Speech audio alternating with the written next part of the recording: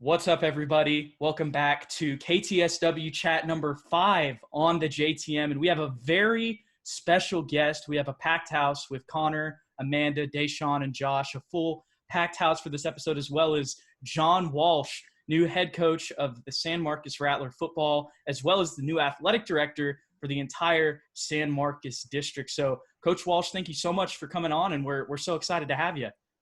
Well, I appreciate it. I'm excited about all things San Marcos, and especially any kind of media that puts San Marcos ISD athletics out there. And it sounds like you guys are the front runner of that. We try to be. We truly enjoy covering you guys. And I know now we've got the whole new Rattler Twitter account, and you've got your own Twitter account. I know you're new in that world, so you've been having some fun there. I don't know if it's fun yet. I actually, my youngest daughter helped me put it together, and before I pressed that first tweet, I had the first one ready, and it took me about an hour and 20 minutes to go ahead and join. I kept wanting to press it and stopping, but yeah, I'm in the Twitter world. That's awesome. So one thing that just came to my mind that I think a lot of people, not just at San Marcos High School that are fans of that, but Texas State fans as well, might like to know your relationship with Coach Spavital. With your first tweet you sent out there, you told me in our conversation that you actually had a prior relationship with Coach Spavital. Would you mind talking about that? Yeah, absolutely. I met Coach Spav when he was before he was making the big bucks. He was I guess he wasn't a GA, but he was whatever you call those. He's an offensive analyst, I believe. Yeah, whatever my son is at Texas. He was doing that at Oklahoma State with Dana Holgerson when they were recruiting my son JW out of high school. So I got to know him on another, just a different angle, and he's just good people, and he's easy to build a relationship with. And since then, through his time at A&M in West Virginia, and I've really leaned on him just for some X's and O's and in the recruiting world. So he's really, Texas State's really, really lucky. Yeah, I remember when he first got hired, one of the writers for the Austin American-Statesman, Cedric Golden, told us that we should have been dressing him up like Santa Claus because it was Christmas when we hired him. So no doubt, he's definitely he's doing a great job building that football program. Their recruiting class this year was the best that Texas State has maybe even ever seen. But just to get into talking about your Rattlers, I know you've had a couple of your first meetings with the team. Obviously, it's not in person the way you'd like it to be, but over Zoom, just like we're doing right now. How's that been? I thought we had our first team meeting, I don't know, Friday. Yeah, Friday at 5 o'clock, we had our first team meeting, and there was a huge group there, and I kind of just gave my spill. I didn't want to talk too much, but I ended up talking too much, and gave my spill, about what the vision was, and kind of I just kind of gave my background on being at a couple of other programs that were building projects that turned out real successful. And it wasn't just because of me, it was a group of people, including the players. So their personalities were awesome. They interacted pretty quick. Didn't take them long. Ask them what best restaurant in town is, and that got it going, So it was good. And then I've been on a quarterback meeting. I've visited with some O linemen, and got a text group going. So it's been really good. There hasn't been much breaking the ice. I mean, these kids are about every time I meet somebody new in San Marcos, whether it's you guys or staff or restaurant owners, everybody's just good people. So I'm really pleased.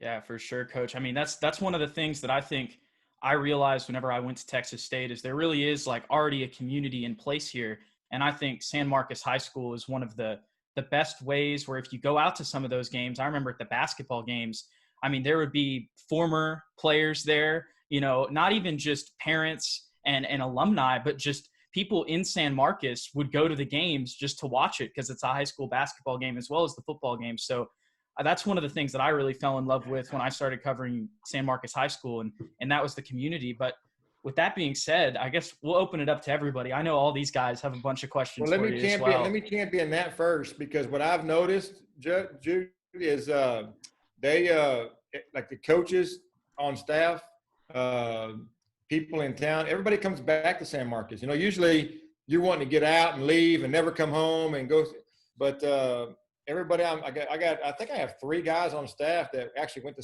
Yep. high school here, and I'm getting a lot of that I want to come back home. So that means it's a good place. Sorry to interrupt you. Oh, you're good. You're good.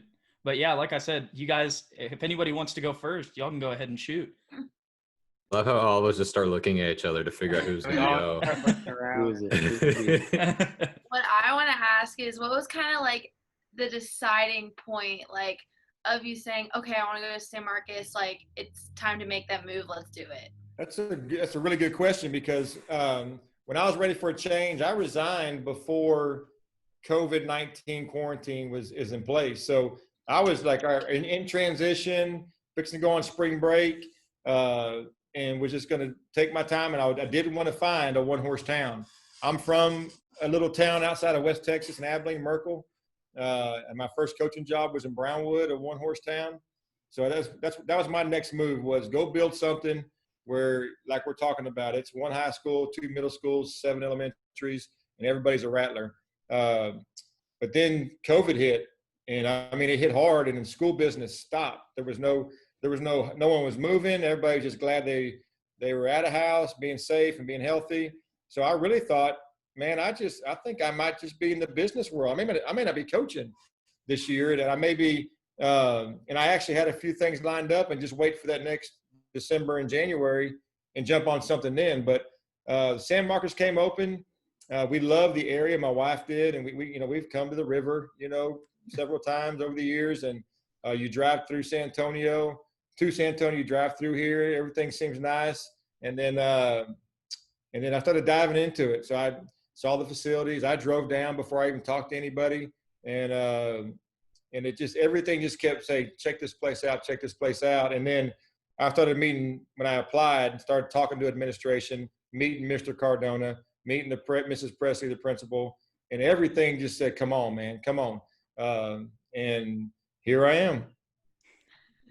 Awesome. I love that. You just came before you even got hired. That's so cool. Yeah. I'm going to do my homework. Sure. And Coach, sorry, you go ahead, Daishan. Go ahead. Okay, all right. Just to talk about that last point, you talked about your transition period from leaving Denton Geyer and looking for another job, and you said that you had other things lined up, but was there a point in time during the decision where you're going, man, I may not have a football job at all, even though obviously your accolades say everything, but was there a point in time where you were generally concerned about it? Yeah, for the first 2 weeks, 3 weeks, just take 3 weeks into the quarantine, I don't think anybody knows what's going on in the world, let alone the school world. So I reached out. I hired a basketball coach that I went to college with, and he ended up getting in the business world in a software sales company. And he had told me a long time ago how well he was doing in the software sales. And I thought, you know what, I'm just going to give him a ring. And sure enough, they were interested, and I was moving that direction just to have a plan B. And I can't see myself selling software. I can barely get on a Zoom meeting correctly. But nonetheless, I had a good plan. And then the timing worked out to where San Marcos was coming up. I was aware of it. I was actually aware of it before it actually got posted, just because I have friends in San Antonio and heard Coach Soto was probably going that way. And so anyway, I was thinking I was going to be in a suit and tie, which I don't like ties. Well, Coach, for me, growing up, every time you kind of change what you want to do, like you say you're going to be a doctor, say you want to be, a firefighter, you say you want to be an astronaut, anything. And then when you get older, you realize this is really what I want to do.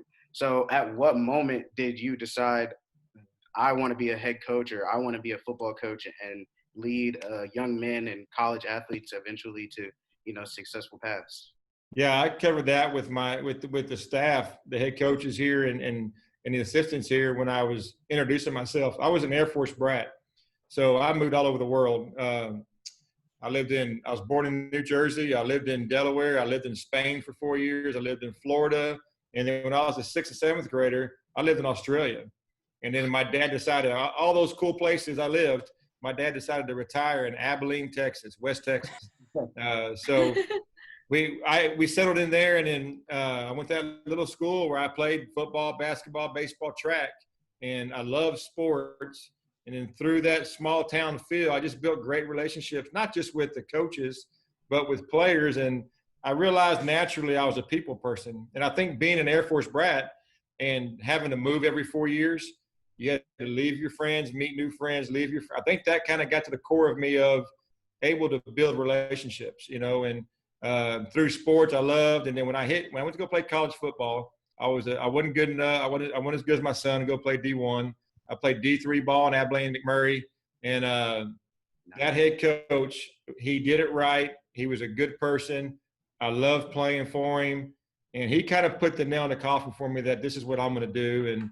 And the football thing is kind of weird. I thought I was going to be a head basketball coach when I got into it. I wanted to be the basketball route, and then I took a job in Brownwood, and Brownwood's one of those places that if you don't do football, you get kicked out of the city.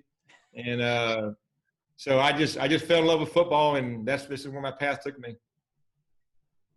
Coach, you see it on 3 shirts already, the word family. It's a huge motto in San Marcos and San Marcos High School. What does that motto mean to you, and kind of how important is it to have that family mindset when trying to build a champion? Yeah, I think that's part of the project I'm jumping on right now. I think we have, and I've only been here for 2 weeks, but I've been really on the job for a month, really investigating what's good, what's broke, and the whole family in athletics in a one-horse town is making it K through 12. Is bridging the high school athletes with the elementary kids, whether it's through junior Rattler programs or taking them to Reed or and then those little kids coming to the game. There's just lots of ways you could make Rattler athletics K through 12. And when you do that, all these student athletes from kindergarten through seniors all have parents, and all have parents have friends. And then if you get the kids' hearts, if you capture the players' hearts and the students, the parents just want their kids to be happy. So if they come home talking good things about, San Marcos basketball or San Marcos tennis or Rattler football, then you make it a family. But it's got to be something that's not just high school sports or middle school sports. It's got to be, when I think of family in athletics, it's K through 12. Yes, sir. I mean, we love to hear that. And it's funny. I don't know if you know this, Coach. I know I told you I went to Hayes, but I went to Barton Middle School, and I played a lot of those middle schools, Goodnight and Miller as well. So obviously I didn't end up playing them in high school because at that time they weren't in the same district as us. But I remember there's Goodnight. Goodnight was always tough when we had to play them. That was one year we had an almost undefeated season, and it was Goodnight who beat us. But they've always had some good athletes. That was a part of that 2017 playoff team that went 10-2 and won a game under Coach Soto. But anyway, I've heard that San Marcos and Hayes are big rivals, right? Yes, they are, and I've been completely converted. And now they're in the same division, or not division, but district. I saw people. I'm gonna gauge our conversations.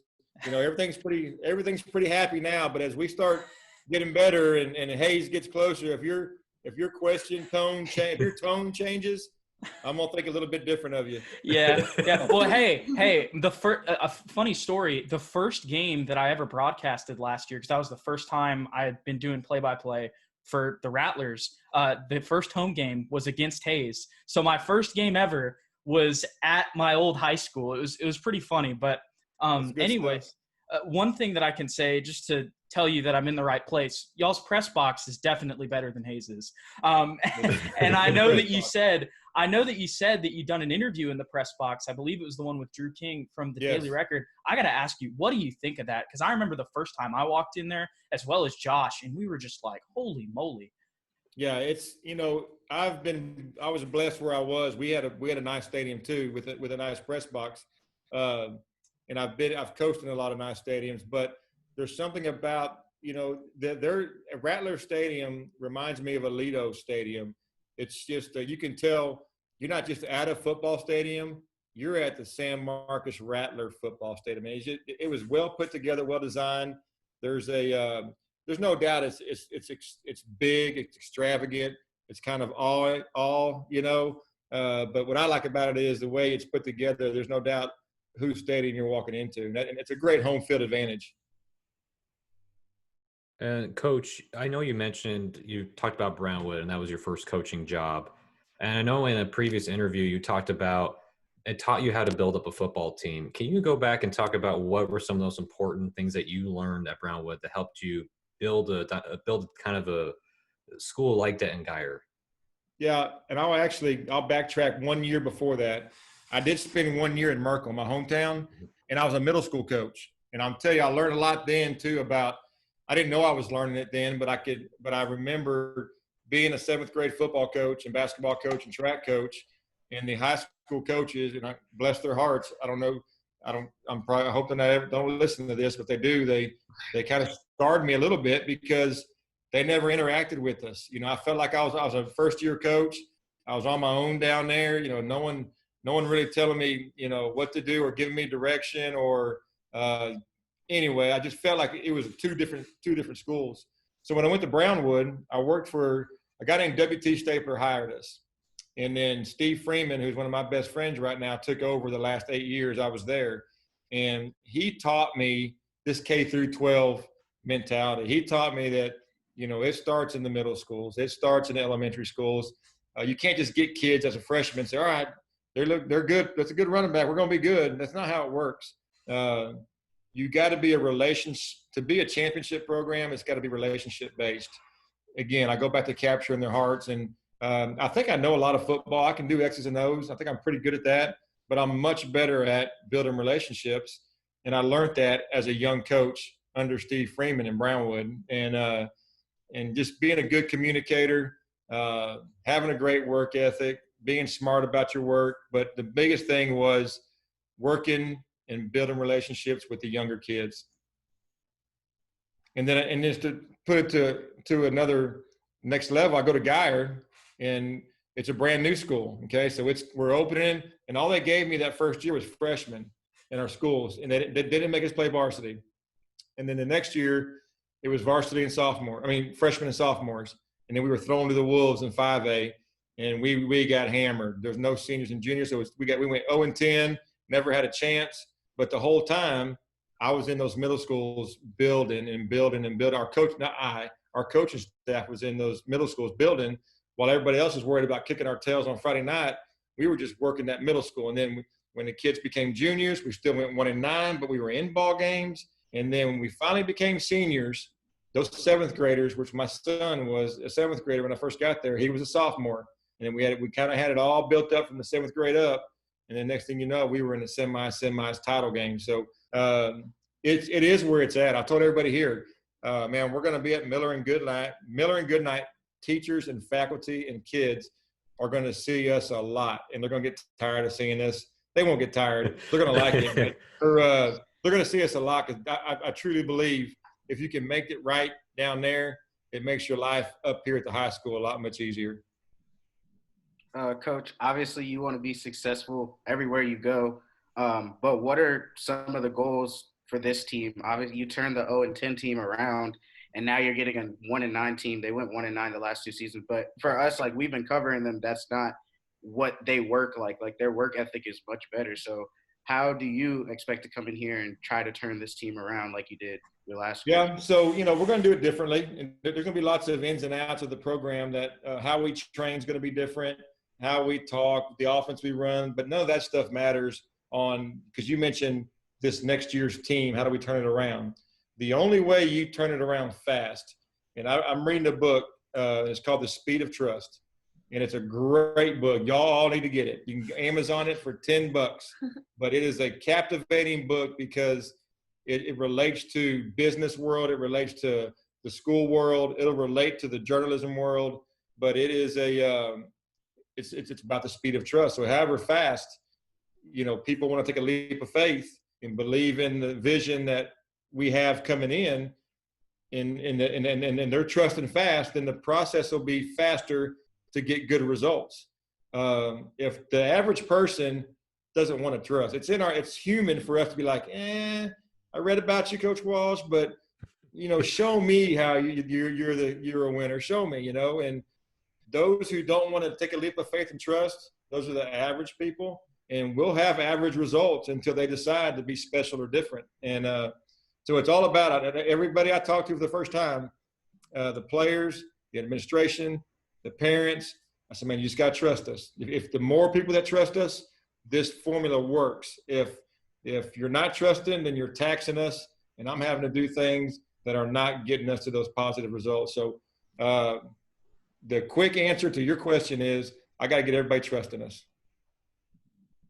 And to kind of go off of Dejan's question here, but just moving forward, the expectations that you have personally, I know obviously being a championship coach, many people might assume quick results, as you mentioned. So what are some of the personal expectations that you expect in year one that you're hoping to see for this team?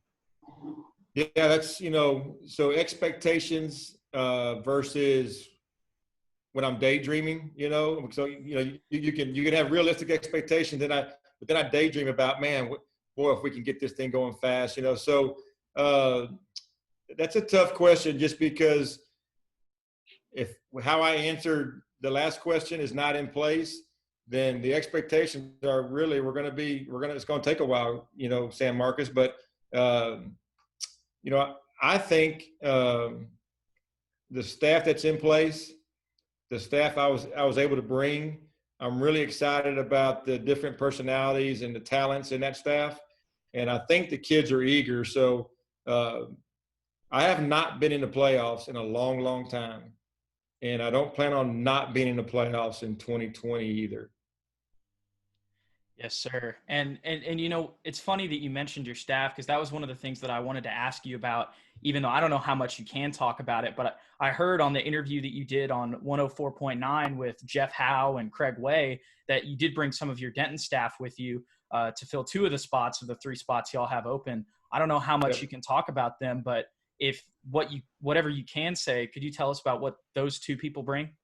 Yeah. So I was lucky enough that, with the COVID-19 stuff, I was going to be very compassionate in transition because I wasn't going to come in and say, all right, I need 8 coaches and you 8 got to go and go find jobs when there's not many jobs open. So I was prepared to, maybe not get to bring anybody, but by circumstance, 4 people left before I even got here. So there were 4 open spots. Maybe it's just been 2. There's been 2 since then, I guess, Jude. So I got 4. So none of them are hired. These are all guys that I want to bring. One of them is a guy that's been with me for 18 years since Brownwood on the offensive side. He was a coordinator up there, and one was a defensive coordinator at Geyer. Been with me for 6 years. And they just know me. They know my leadership style. I'm going to be able to cut them loose, and they can teach, maybe I say something in front of a group and the coaches that are here say, oh, I don't know, how do we react to that? And those guys can, hey, he didn't mean this, here's what he meant, So I got some interpreters. I got some people who can interpret what, just my language or my vision. And then we got 2 other spots that I got guys in mind, and just got to get, time, school board, all that stuff to approve it. But I love the staff that's here. They're good people. And I think they're eager to learn the way we've been doing it. And I think it's going to be a good mesh of staff. And Coach, I think what is really interesting is a philosophy that I know was talked about in a few interviews, is the fact that you need to have failure in order to succeed. Yeah. And how much does that help you think build a program up in order to experience failure, but through that failure, you find keys in it to succeed later on? Yeah, so it's a double-edged sword in the big picture, because y'all were asking me what my expectations are. Because I've done the 1-9 and 0-10 and 1 state titles. At both places, we've gone deep in the playoffs. So I don't really want to do that again. But it's important to have.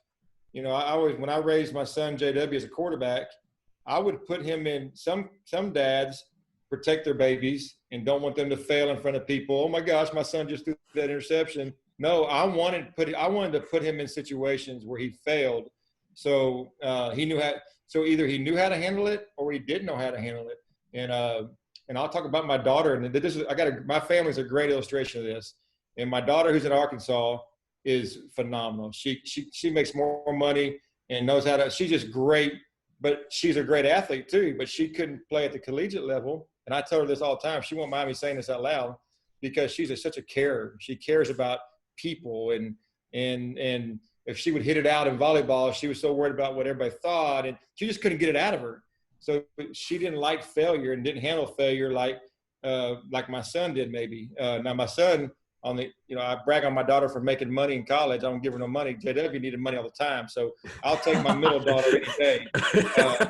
But JW could throw an interception. I'll never forget. He was playing against West Virginia at West Virginia, and he threw an interception that cost him the game. And the next week they run the same play, same type deal, tight coverage, and he's still trying to fire it in there. And he just not. You can't be afraid of failure because you learn from failure. And I always try to put our programs in situations. So we got Westlake and Lake Travis in our district. Okay, there's going to be failure in there. Just get ready, people. Those are good teams.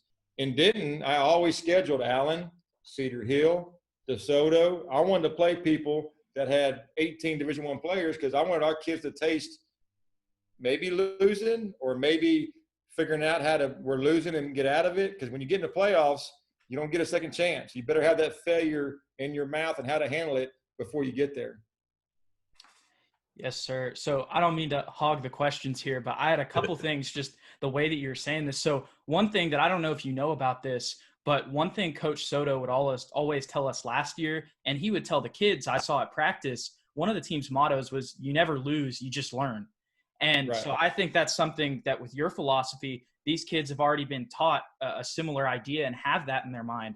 And you're mentioning they have to play teams like Westlake and Lake Travis, but these past 2 years, they've been having to play Clemens. They've been having to play Judson, play Steele, right. Smithson Valley even. I remember one of the craziest stats last year against Smithson Valley. I think Josh called this game with me too.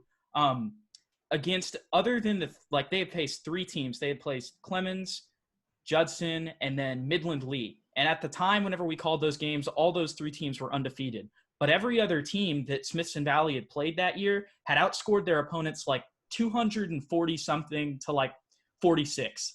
So if Smithson Valley's in another district that's not filled with powerhouses like Judson and right. Steele, they're another team that would be very successful. So I think that your Rattlers, while the past 2 years they've gone 1-9, I think this district definitely helps them out. I mean, obviously there's always hard work, but I think this district is a little bit more top heavy with Westlake and Lake Travis. Obviously there's some other formidable foes in there, but right. It's not as many that they're having to deal with, which I think gives you all a chance to definitely have a shot at making the playoffs this year. Obviously, Absolutely.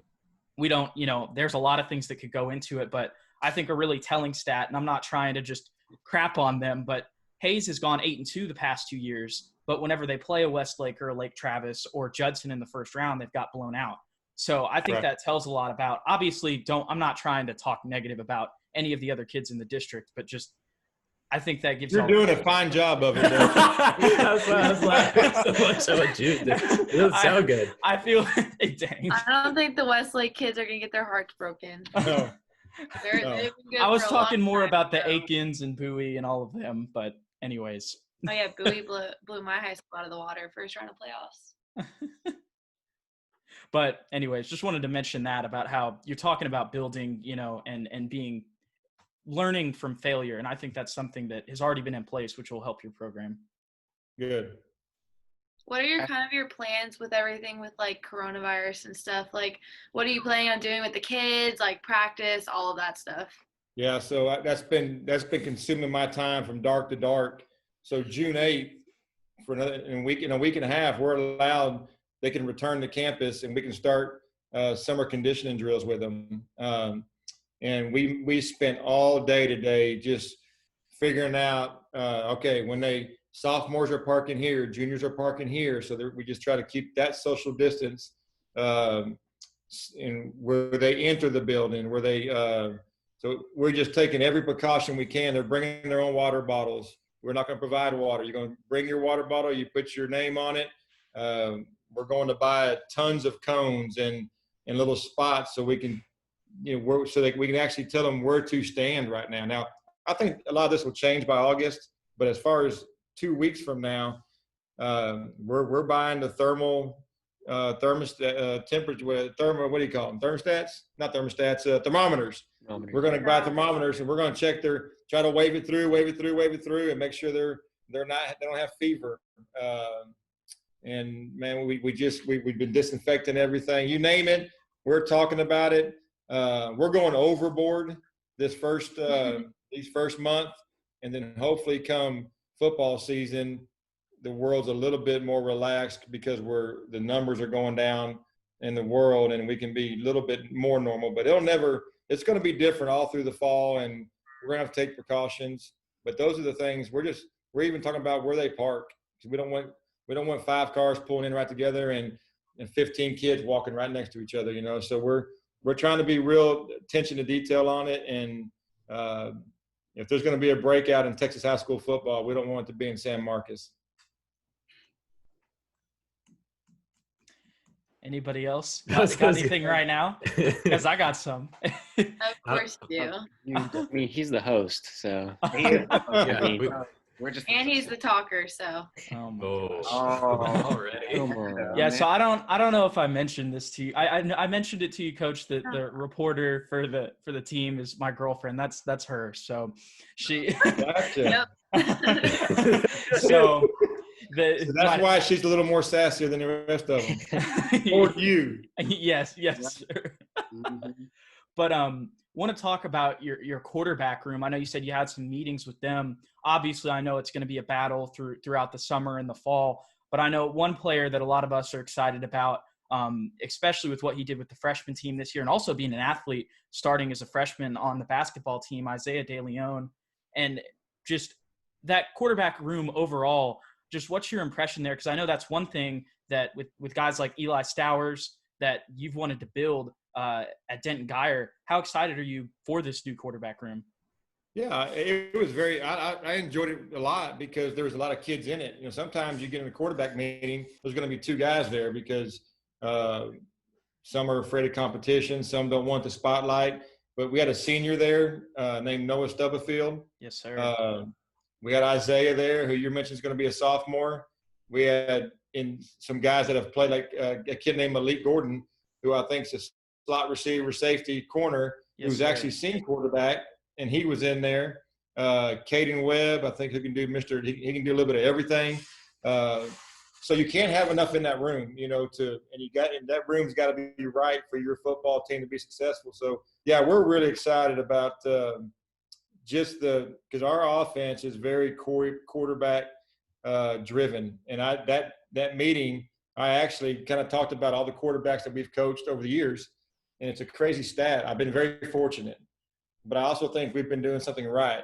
I've been coaching for 26 years. 22 of those 26 years has been with a Division I quarterback. So, and there's a reason, that spot's got to be right. So I kind of went through our accolades with that and bragged about them. Then I just turned on some Guyer film. I picked the game we lost. I turned the Southlake game on. We watched from play number 1 to about play number 60, just so I could give them a gauge of how important our quarterback is. And it's every football team, but in our offense especially, we asked them to do a whole lot. You got to be a thrower, runner, thinker, decision maker, and so I gave him a quick rundown of what it's going to be like, and it was a fun meeting. For us, we look up to journalists all the time, and then for coaches, is there any coaches that you looked up to growing up that you kind of said, I want to be like that guy, or I want to try to have the same philosophy as him? Yeah, so I watched a lot of football, and when I was a kid, I was a 49er fan, and not because he had the same last name as me, but Bill Walsh and Joe Montana, that range, I was really watching that West Coast offense and just how he carried himself. Early in my coaching career, it was Mac Brown, and he just had it wasn't the football part of it. This happened to me. I was a second-year coach. So I'm 24 years old. He was recruiting one of our quarterbacks, and I'm just the guy out there coaching receivers. I'm nobody. I'm just working. I introduced myself to him, and that was it. We're at a coaching clinic in San Angelo that very same summer, and I'm with nobody else, and I'm walking down the hall, and Mac Brown's coming through with another guy, And he actually said, "Hey, how you doing, Coach Walsh? How's so-and-so in Brownwood?" So from that point on, I said, this guy's either he's Rain Man or he's just got something special about him. So he did coaching right. He knew how to build relationships. So he was very impressionable on me. And then I'd say Dabo Sweeney now. That guy's a winner. He just infects good. And so that's my crew. I remember watching North Carolina versus Clemson this year, or technically last year, and it came down to like the last play, and I'm pretty sure Clemson either got to stop. I think they got to stop at the goal line. Well, right, I remember that. It was a 2-point conversion. Yeah, North Carolina had scored, and they went for the win. Yeah, yep. I was about to get upset, but yeah, that just shows how good Mac Brown is. So yeah, he's a special person. Yes, sir. Well, I wanted to ask another thing just about your team on the defensive side of the ball. Obviously, there's a lot of players that we're going to cover throughout the season. But just for right now, one of the guys that we've had a really good relationship with is Canon Webb. And one of the things about him that I remember Coach Soto would always tell us, and you don't really see it until you get to practice, but he called him the defensive coordinator on the field. And he played some offense too, but I know you've got to meet with him, and he was in one of the tweets that you sent out. You tagged him in it. What's it been like to meet with Canon? And also one of his best friends he's grown up with, Kaduso Ganbasi, both seniors, defensive backs. What's it like to come in and have guys that, have a relationship in the same position, even though Canon plays safety and he plays cornerback, and also is just as good in the playbook as he is on the field? Yeah, that's a coach's kid kind of thing, you expect they're around it from day one when they're born. And when you talk to Caden Cannon, you get that sense from him. He eats and lives and breathes anything athletic. He's a baseball player too, I hear, but Yes, sir. I actually was on the phone with his dad when I was meeting with the coaches, and I heard he was in the background. So I said, "Hey, get him on the phone." And from that very moment, you could tell he had that leadership skill of, one, he can communicate. Two, he's not afraid to communicate, which that's a problem for kids in high school. And he spoke very direct to me and very confident, and he's been on these meetings and he's done most of the talking. So you can tell he's one of the leaders. And you mentioned his friend. When he came up on the Zoom, whatever Q's full name is, I just told him, I'm calling you Q. I'm not even going to try to say that name or your last name. So, and I think defensively, their secondary is going to be the best. I think it's the most experienced part of the football team. So having those guys, and you got to be smart on the back end. And so I'm excited about those guys leading the defense. And Coach, I kind of want to talk about the brand of football that you were going to bring to San Marcos. You talked about, I know in a few interviews you've mentioned that running the ball is non-negotiable. Running the ball is going to be a staple, and that toughness is going to be a huge factor in seeing how other teams deal with 4 quarters of punishment. Is that something that you plan on bringing to this Rattler team? 100%. Again, it's a non-negotiable. It's in your schemes. A lot of football coaches will talk that. Okay, we're going to be tough. You got to play nasty. But if we're in this, we're kind of getting out of it. But there was an influx of the spread offense. The 4 wide, and Spag's probably watching this, and they run a bunch of spread offense. But when he was with Dana, they ran the football. I mean, Power was a big play of their playbook. So it's hard to talk physical, tough football when you're always in 4 wide and you're chunking it, and your tackles are always pass setting. We will throw the football here. My quarterback last year threw for 3,000 yards.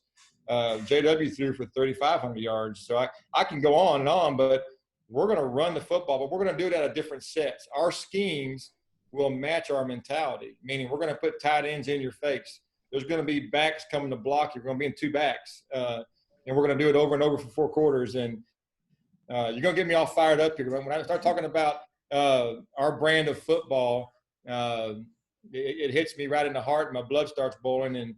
And I want to show everybody what I'm talking about, but we're about 3 months from that. So it's going to be a culture shock for some of our kids, because it's not a brand they've been playing. They've been in the spread offense, but we're going to be multi-formational. and we're going to come hit you in the mouth until that from horn to horn. That's exciting. That's exciting to hear. Coach, you have a Walsh at San Marcos High School, and then you also have JW in Austin. So, San Marcos is that perfect in-between place. So just the location-wise, how much was the factor of being in San Marcos the reason why you chose the job over some other job opportunities that you may have? Yeah, absolutely. So just the geography of it was first, we just love the hill country and just it's beautiful down here. We've always liked it. We've always talked about, man, someday we always said we're going to retire down here somewhere.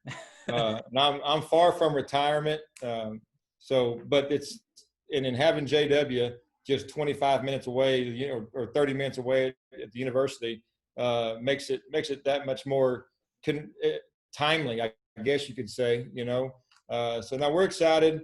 Now, my daughter in Arkansas, we moved further away from her, but I promised her instead of driving home, we're going to fly her into Austin instead of, her having to drive 9 hours. So she messed up and bought a dog.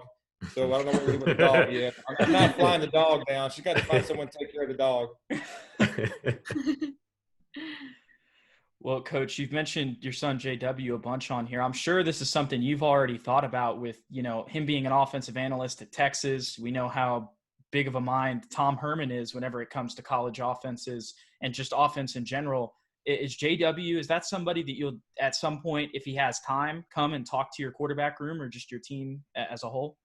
Yeah, for sure, if I'm allowed to. NCAA rules they're so stickler nowadays, but I would already had him on with the quarterbacks because he got it. He got it from a coach's kid perspective. He got it from a failure perspective, a winning perspective. So yeah, if I get an opportunity and I'm allowed to get him on with our quarterbacks, I'll definitely use his influence, not just from a schematic, but just from how to be a quarterback. Yes, sir. Coach, obviously there's different types of leadership styles. There's quiet leaders. There's people who can, get stuff out of certain players. What's kind of your ideal kind of leadership captain role that you expect somebody on your team to step up and have? Okay, so Katy Tigers are known for a great football program and a winning program, right? They have a great captain program. They do.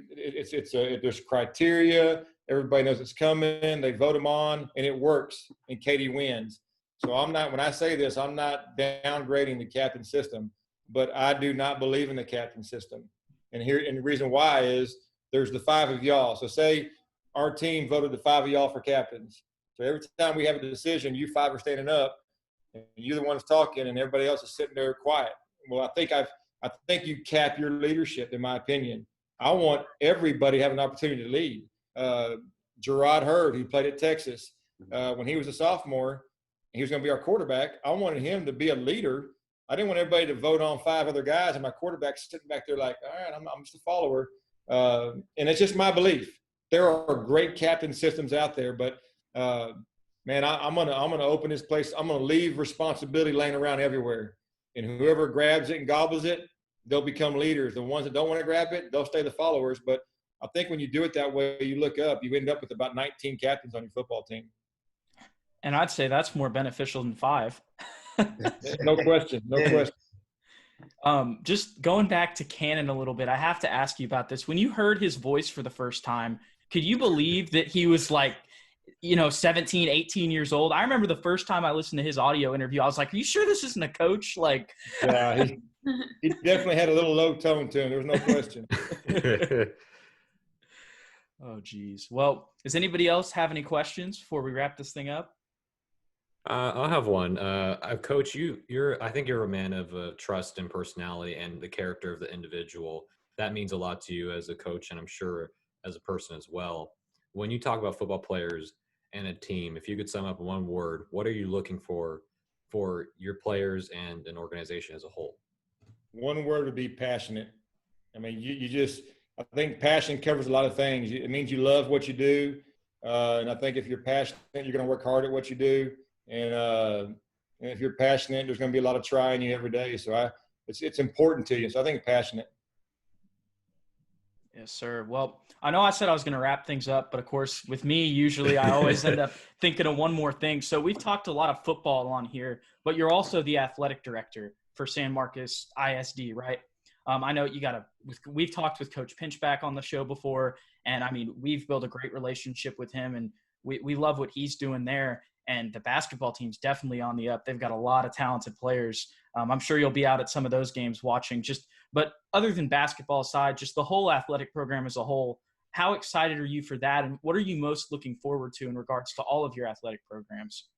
Yeah, just immersing myself into it. You know, I'm how I talk about the football program and the relationships, I'm the same way. I already told the baseball coach and the softball coach, I watch from the dugout inside there because not to get away from the parents or anything, but I'm around the players so much in building relationships that it's not awkward for me to be in there. You know, sometimes I think an AD can walk in the dugout and be like, "Oh shoot, what's he doing here?" I think they will find out that, you know, my actions match my words, and I want to build relationships, and I'm just ready to be immersed in. I can't wait. I'm at all the home games. I'll travel for the good games, but just to get a part of it and learn everybody. Yes, sir. Well, all right. Once again, now I'm done officially. Does anybody, just last call, anybody else got any final thoughts or questions? My last question is, do you have a memorable football moment in your 26 years of coaching? Like, do you have one moment that just stands out to you the most? Man, I've been fortunate enough. I can almost write a book on that question because I've had some really, really good things happen to us on a football field. I'll give you two quick stories, and I keep bringing up JW, but he was a big part of us turning it around. And we went to the semis and state title game with him. So we lost his sophomore year. We lost to Longview in the semis. His junior year, we lost to Longview in the semis. We go up to 6A. They go up to 6A with us, and we find them in the semis again. We're down 21-0 at half. We crawl back into it. We're down 4 with 23 seconds to go, and they have the ball, and it's 4th down, and they decide to punt. We block the punt, get the ball back. There's like 17 seconds left. JW throws a fade to his best friend in the end zone, and we score. And then that was a huge moment because we had lost to Longview over and over and over again. And then this year, it's hard to beat what happened this year. And you guys are sports fanatics, right? So y'all get the gauge of this. We're playing Cedar Hill in round 2, and we are down 41-14 with 4 minutes to go in the third quarter. Okay, down 41-14 with 4 minutes to go in the third quarter, and then we score quick. We onside kick. We score quick again.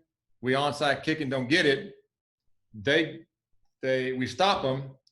We score, we onside kick. We get 3 onside kicks, never stop scoring. We end up winning 50-41. So to be down that much, and like that was one of those scores you're looking up as head coach going, all right, this might be the end, of the year. And then, man, we just kept fighting back. And to get 3 onside kicks in a quarter is crazy. I think the Falcons did that too. I think the Falcons got 2 in a row.